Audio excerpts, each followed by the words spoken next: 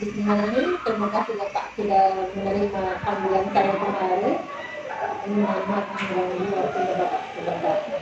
Kali ini kita akan wawancara keperwakilan aktor yang terlibat untuk mengecek kesepahaman akan tujuan pemetaan dan proses yang terjadi. Bapak, bagaimana proses Ibu Kasma dan bapak-bapak di sini mengidentifikasi sumber daya yang ada di sekolah? Ya. Tentu kalau mengidentifikasi sumber daya sekolah itu kita lakukan rapat dengan semua warga sekolah, tenaga pendidik dan tenaga pendidikan, bahkan kita undang komite supaya mereka tahu bahwa inilah yang kita punya di sekolah. Jadi apapun yang misalnya kita butuhkan, kita perlu libatkan mereka untuk untuk membangun sarana dan prasarana serta kebutuhan yang kita perlukan di sekolah. Di rapat-rapatnya kita lakukan secara rutin sehingga semua identifikasi sumber daya yang ada itu bisa berkembang secara berkelanjutan. Apa saja yang sudah Bapak identifikasi? Seperti ini, aset-aset yang kita miliki ini kan dulu lahan sekolah ini kan masih bermasalah. Nah, ini kita komunikasikan dengan berbagai pihak termasuk Pemda, dengan pihak-pihak yang mengaku dia sebagai pemilik lahan itu sehingga semua permasalahannya bisa selesai. Ini yang utama ini karena semua banyak sekolah sekarang yang bermasalah itu lahannya. Ya, sehingga pemerintah provinsi mengatakan bahwa semua sekolah harus bergerak mengidentifikasi supaya tidak ada masalah yang timbul. Apa saja Pak? Sumber yang ada di sekolah, ada tipe aset yang dimiliki setiap sekolah. Tentu aset-aset yang kita miliki seperti gedung-gedung yang kita miliki ini kan berkembang terus, ya berkembang terus. Kemudian SDM-nya juga yang terutama sebagai guru-guru itu di sini artinya guru-guru itu kita diberikan peluang untuk mengembangkan diri termasuk mengikuti pendidikan lebih lanjut lagi lanjut S2 sehingga dalam prosesnya itu bisa berjalan dengan baik. Kemudian masalah agama ini di sekolah kita itu laksanakan beberapa kegiatan keagamaan. Khusus untuk guru itu diadakan di Rosa, ada guru putra dan perempuan. Jadi mereka punya jadwal tersendiri yang dilakukan setiap minggu. Kemudian untuk anak-anak itu ada pembiasaan pertama pengembangan baca tulis Al-Quran. Jadi setiap minggu itu 2 kali kita laksanakan literasi Al-Quran. Kemudian termasuk perayaan-perayaan hari-hari agama besar atau agama besar sehingga seperti Maulid, Isra Mi'raj itu kita laksanakan. Kemudian di bulan Ramadan juga kita laksanakan kajian-kajian, kemudian dilaksanakan buka bersama.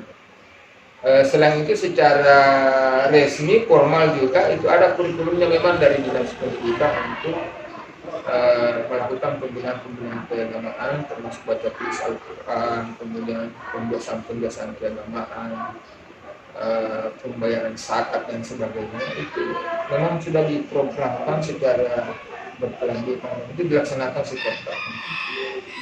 Kemudian dalam hal lingkungan SMA Negeri 3 Prangkep ini memang strategis sekali tempatnya. Jadi diapit memang dari segi geografisnya itu demografinya juga. Ini kita berada di tengah-tengah. Jadi Kecamatan Bungul itu berada di tengah-tengah sehingga bisa dijangkau dari berbagai pihak, berbagai arah.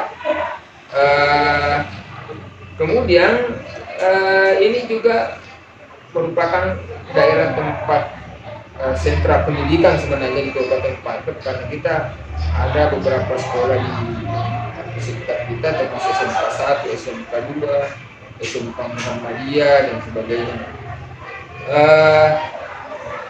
Dan selanjutnya adalah mengenai kehidupan penggunaan finansialnya, penempatan finansial ini sebenarnya masih menjadi kendala bagi kita karena yang kita manfaatkan itu hanya bersumber dari pemerintah yaitu dana BOS. Sementara itu sebenarnya kita sudah bisa meminta sumbangan dari orang tua melalui komite sekolah. Itu sudah diatur oleh Kementerian Pendidikan bahwa kita sudah boleh memungut dana bantuan atau sumbangan dari orang tua siswa secara sukarela dan tidak boleh ditentukan atau dipatok jumlahnya. Nah inilah diperlukan keberanian sebenarnya dari pihak sekolah dan juga dari pemerintah daerah maupun pemerintah provinsi untuk melakukan hal itu sehingga semua bisa berkembang, bisa membantu sekolah untuk memperbaiki kualitas pendidikan. Itu tujuan utamanya sebenarnya di situ. Jadi saya kira itu yang perlu kita sehingga semua bisa berjalan dengan baik. Bagaimana dengan modal agama? Modal agama. Kalau masalah modal agama, saya kira bagus karena gimana di sekolah kita ini agama memang kan diutamakan di sini. Modal agama terutama dalam hal berhubungan dengan pembinaan di sekolah kita ini, baik di pembinaan di siswa maupun juga kita di guru-guru, bagaimana bisa meningkatkan kualitas agama kita, terutama juga pada kualitas mengenai agama siswa kita supaya bisa kedepannya lebih meningkat. Saya kira mengenai modal agama ini tidak perlu lagi diragukan kalau di sekolah kita di SMA Negeri kita.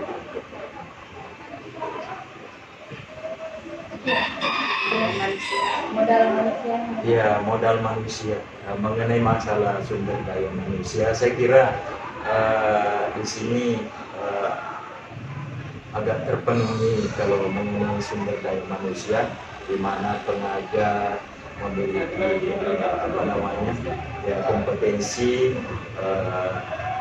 mulai dari sudah bersertifikasi, di mana lagi guru-gurunya mulai dari ada doktor, ada magister, beberapa magister, dan juga mengenai masalah sertifikasi ya hampir semuanya sudah tersertifikasi. Saya tambahkan sedikit mengenai SDM. Jadi selain itu kan memang diperlukan pengembangan secara berkelanjutan, ya, pengembangan profesi secara berkelanjutan. Nah ini sudah kita laksanakan. Jadi kita usahakan bahwa dalam setiap satu semester itu kita adakan workshop atau pelatihan di antara teman-teman dengan mengundang pembicara dari luar. Selain itu teman-teman juga aktif untuk mengikuti kegiatan-kegiatan di luar baik secara daring maupun secara online. Dan ini sebenarnya satu kesyukuran karena hampir semua teman-teman kita di SMA Negeri Tempat sudah bersertifikasi. Dan mereka juga sudah banyak yang sudah lanjut ke S2. Dan ini merupakan modal besar sebenarnya untuk pendidikan. Jadi saya kira itu yang membanggakan bagi kami di sekolah itu. Modal sosialnya itu sebenarnya banyak hal yang sudah kita lakukan, bagaimana memperbaiki hubungan kita dengan masyarakat di sekitar kita, termasuk juga membangun kebijakan dari apakah itu dari Pemda dan sebagainya. Nah ini kita sudah aktif melakukan mengundang dari kepolisian, dari Kodim untuk datang melakukan pembinaan kepada siswa kita. Selain itu ada juga dari puskesmas yang ada di kecamatan Mulur ini. Setiap bulan bahkan setiap ada kegiatan yang berhubungan dengan peningkatan kualitas kesehatan siswa itu mereka datang masuk seperti pembagian penambah darah, pemeriksaan gigi dan mulut, mata dan sebagainya, itu mereka lakukan itu supaya ini betul-betul memperhatikan bagaimana kualitas siswa di SMA dan Bapak. Saya kira ya, terutama kualitas kesehatan. Oke, terima kasih banyak Bapak atas kesempatannya. Ini merupakan bagian dari sebenarnya juga TDP harus lanjut Bapak juga. Iya. Nah, itu juga sebenarnya bagian dari pengembang SDM itu. Karena saya tahu bahwa CGP itu luar biasa sebenarnya, dan itu kita harapkan semua sebenarnya seandainya tidak ada hambatan di bidang umur dan sebagainya, semua guru sebenarnya harus ikut CGP. Luar biasa saya. Iya. Saya secara pribadi sebenarnya sangat bersyukur dan senang sekali di sini ada teman-teman kami yang lulus jadi guru penggerak. Jadi ada lagi yang menyusul saat ini. Mudah-mudahan sukses sampai selesai. Kenapa? Karena guru penggerak itu sebenarnya menginspirasi sekali teman-teman guru yang ada di sekolah, termasuk bagaimana mengembangkan kemampuan IT-nya, kemudian bagaimana membangun kreativitas di kelas sehingga di kelas itu bisa pembelajarannya bisa hidup, dan saya sangat bangga kepada mereka karena betul-betul mereka berjuang untuk menyelesaikan tugas ini sebagai CGP, dan itu sungguh luar biasa. Mereka juga punya semangat, dan saya juga berterima kasih kepada pendamping guru penggeraknya karena senantiasa sabar membimbing teman-teman kami yang di CGP ini. Sekali lagi saya ucapkan terima kasih banyak sekali lagi kepada Ibu sebagai pendamping guru penggerak Anggi sekolah ini. Jadi saya pribadi mengucapkan selamat kepada Ibu Asma selaku guru penggerak SMA Negeri 3 Pangkep, dan saya juga mengucapkan luar biasa ya kepada Ibu Asma. Dia ulet kerja keras dalam kegiatan CGP ini. Dan mudah-mudahan kedepannya lebih lebih berhasil lagi dan bisa memotivasi teman-teman lain untuk dan terima kasih banyak juga Pak atas supportnya. Nah, tugasnya bukan ada Pak dari di sini sebagai pendorong teman-teman yang lain. Jadi kami mengucapkan terima kasih atas kami memberikan kesempatan untuk bersama-sama dengan Bu Kasma memberikan masukan, informasi yang terkait dengan guru penggerak ini, dan kami juga mengucapkan selamat kepada teman kami di Bu Kasma. Semoga kedepannya lebih berhasil.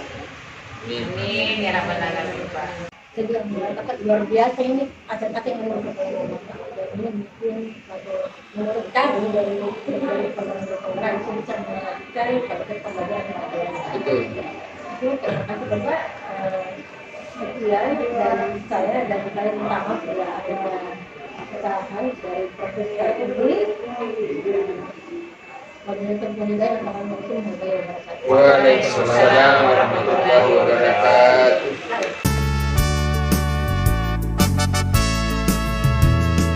Dengan semangat pantang menyerah, kami melangkah bersama-sama, mewujudkan cita-cita mulia, mengukir prestasi dengan kreasi yang inovatif dan membina persaudaraan yang rukun, menciptakan insan yang berakhlak mulia.